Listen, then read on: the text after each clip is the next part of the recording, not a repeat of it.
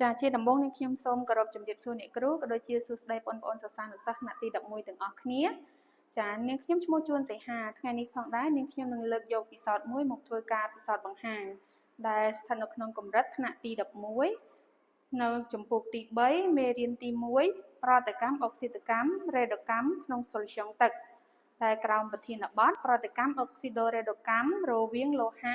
តុងដែងនិងសូល្យូសប្រាក់នីត្រាតចាអញ្ចឹងនៅក្នុងពិសោធន៍នេះផងដែរមានគោលបំណងសរសេរសមីការតាំងប្រតិកម្មអុកស៊ីដូរ៉េដូកម្មរវាងលោហៈតុងដែងនិងសូល្យូសប្រាក់នីត្រាតបានត្រឹមត្រូវតាមរយៈការធ្វើពិសោធន៍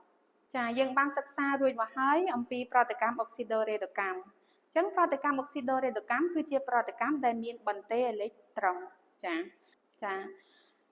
នៅពេលដែលយើងដាក់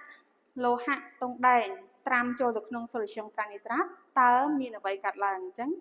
ដើម្បីចង់ដឹងថាវាមានអ្វីកើតឡើងមកតាមដានការធ្វើពិសោធន៍របស់នាងខ្ញុំចាមុននឹងឈានទៅដល់ការធ្វើពិសោធន៍យើងត្រូវចាពាក្យស្រោមដៃ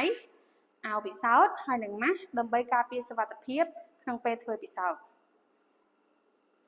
ចាឧបករណ៍ពិសោធន៍មានដូចជាចាស៊ីឡាំងក្រិតសម្រាប់ Volmid Solution ចាកែវបេសៀពីប៉ែតបន្តក់ចាសារធាតុគីមីមានដូចជាចាលោហៈតុងដែងជាមួយនឹងសូល្យូសប្រាក់នីត្រាតដែលនាងខ្ញុំបានពង្រាយរួចជាស្រេចកំហាប់ 1m ចូលដល់ដំណើរការពិសោធន៍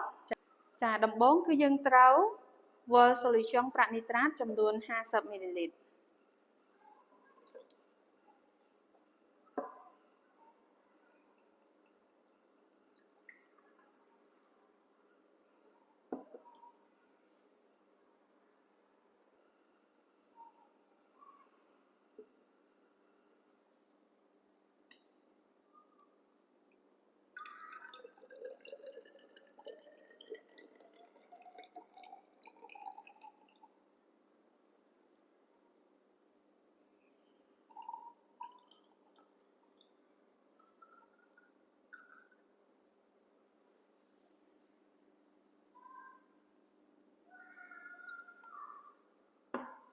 ចា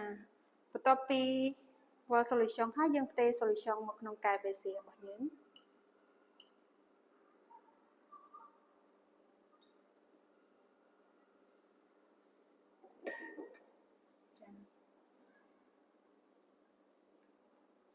ចាបន្តមកទៀតគឺយើងដាក់ត្រាំលោហៈតុងដែងចូលទៅក្នុងសូល្យូសប្រាក់នីត្រាត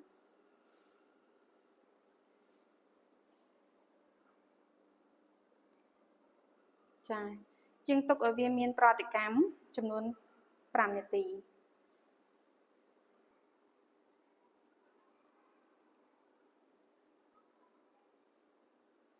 ចាយើងទុកឲ្យវាមានប្រតិកម្មរយៈពេល5នាទីហើយយើងចាំសង្កេតមើលពីដំណើរការរបស់វា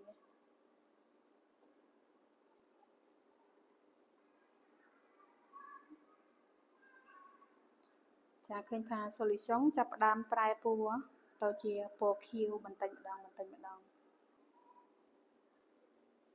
ទាប់ពីយើងទុកឲ្យវាមានប្រតិកម្មរយៈពេល5នាទីហើយយើងសង្កេតឃើញថាចានៅលើលោហៈតុងដែងរបស់យើងគឺមានកំណពណ៌ប្រផេះផ្លេកចាតោងជាប់នៅលើលោហៈតុងដែងចារីឯ solution របស់យើងវិញsolution មុនប្រតិកម្មគឺគ្មានពណ៌ថ្លា